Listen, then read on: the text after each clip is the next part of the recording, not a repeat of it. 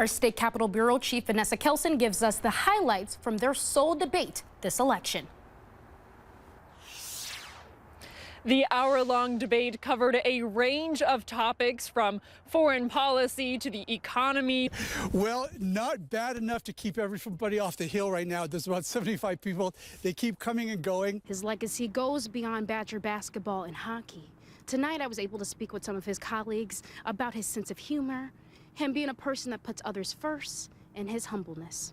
Tomorrow's forecast looks great, and Metcalf says they're optimistic that they will turn things around tomorrow and make up for those missed activities. And if you're coming down, get out here. It's a beautiful night. I want to show you what's happening right now with our temperatures here in Beloit. Keep an emergency kit in your car with warm gear just in case you do run into some problems out on the roads, even when the plows do come through. There are branches everywhere. Here's a huge branch here. There's a lot of debris all through this neighborhood in Verona, but I'm going to get out of the way so I can show you a little bit of what's going on. So right here, there are tons of branches on the ground. You can see here that there is a tree that is snapped in half. But this tree snapped in half and fell on top of the roof of this home. I'm told that this family has evacuated from their home, but this is just a shock. Like, it's split in half. There's branches everywhere, all on the ground, something they didn't expect to see. I was able to speak with a neighbor that lives just right across the street that ran out to help just in time. Prairie du Sac kicked off Fire Prevention Week earlier today by offering rides on the fire truck during this open house here. Kids and parents got to explore the fire department and meet their first responders. Pretty cute right there. That is really, really cool what they got to do, the kids going up and down. The point was to show people how the fire department works and what they do when there is a fire. But a lieutenant there, Morgan Pelanik, says it's about having conversations with the community and offering some familiarity during life-altering situations. Have those interactions between the community and us. It's just a really, really big, beautiful thing. And just having the community know that they can trust who's showing up at their house on the worst day of their lives is a really awesome thing. So cool, so fun. Hey, the fire department, they do this open house every year. That's the site where two young boys fell through the ice and later died. There is now a chain link fence. You see it right there around the entire pond. Officials pulled the two boys, who were 6 and 8 years old, from the ice on January 5th. Just last week, we learned both boys passed away and that they were brothers. We have probably 20 more thousand pounds to harvest. My favorite part is the people. It's what wakes you up in the morning. It's what makes you go to sleep easy, knowing that you're making a difference. Here's a taste of last night's festivities.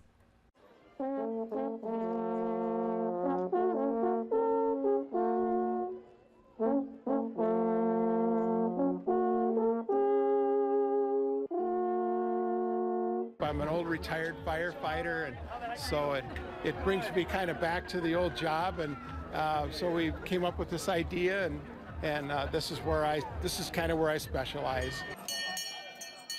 Monroe is the Swiss cheese capital of the nation, and the only place in the nation that makes the Limburger cheese. And we wanted something to help bring in the new year in Monroe, and with all the cheese around here, we thought this would be a great thing. You know you're in a small town when you have a festival and then the cow walks down the street. So, I mean, this is an everyday occurrence here in Monroe. Not many people have ever heard an Alp horn, and not many people have seen a giant block of Limburger. But there's not Limburger in it, but, you know, it's still pretty cool. We're the only ones that make Limburger, so we want to get people together and celebrate Swiss New Year's.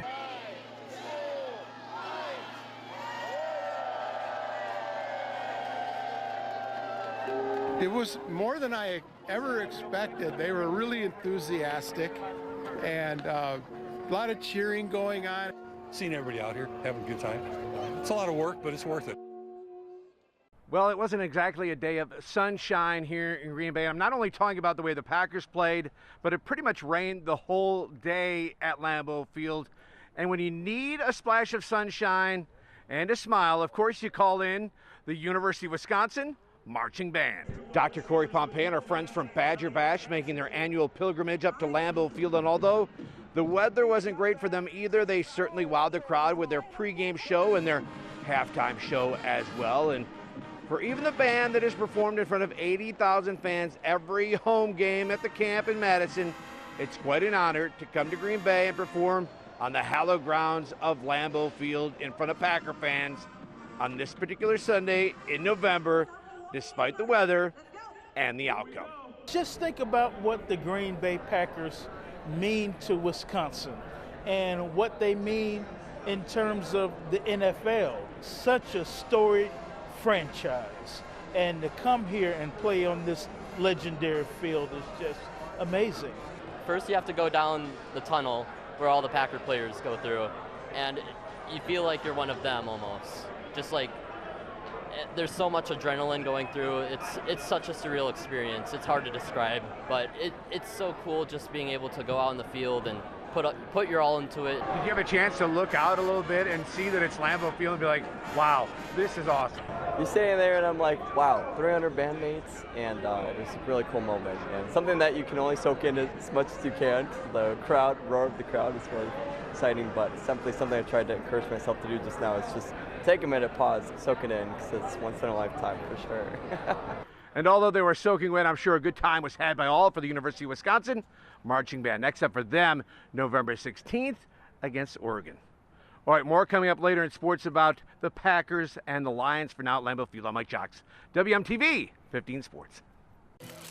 Hey, happy Halloween! A knock at the door on Halloween night usually means trick-or-treaters, but for some houses, Department of Corrections, it's a knock from law enforcement. We'll get out of the vehicle, go up to the door, and announce ourselves. Department of Corrections. Kelly Mack has been door knocking on Halloween as part of the DOC for 5 years. I very much enjoy being able to participate in the Halloween home visits. So the biggest thing with our clients is a lot of them have minor victims, and on Halloween we know that parents are out with their children. Sometimes children are out and about without parental supervision. Supervisor Jolyn Shala says that the registered sex offenders are required to sign this form a month before Halloween, saying that they will not decorate, give out candy, or even leave their home.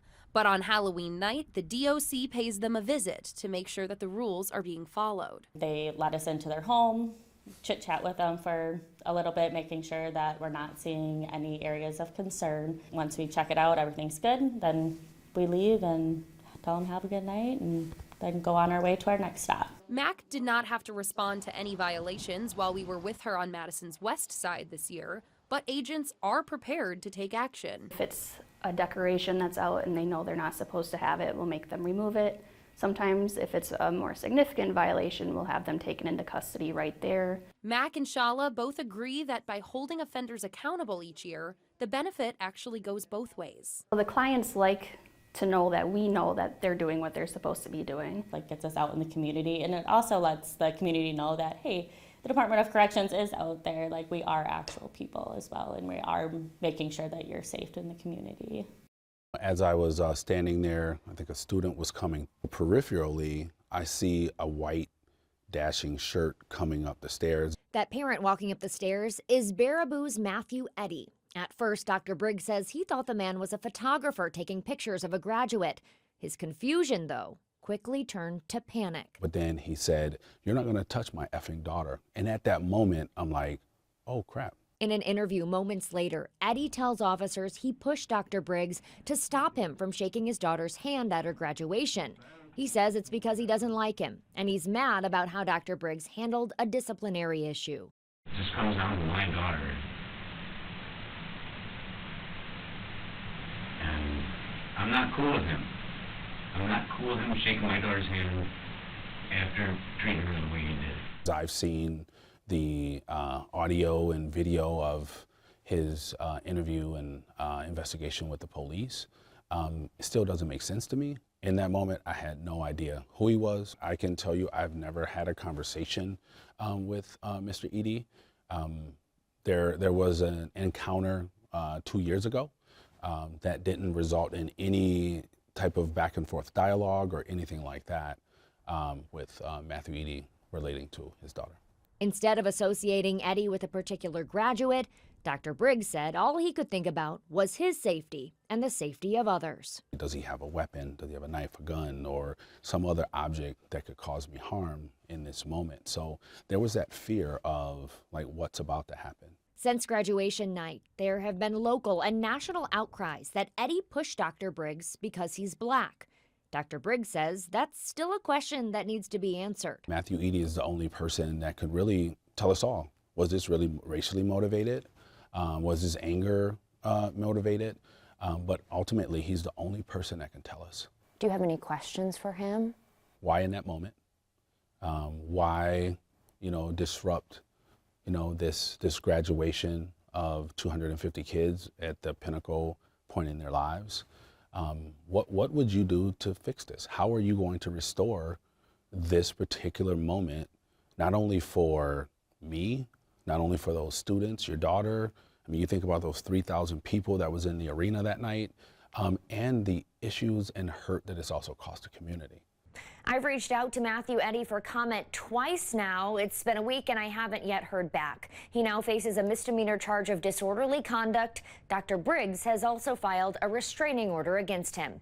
For my full-length interview with Dr. Briggs, just head on over to our website, WMTV15news.com. In the newsroom, Elizabeth Wattis, 15 Investigates.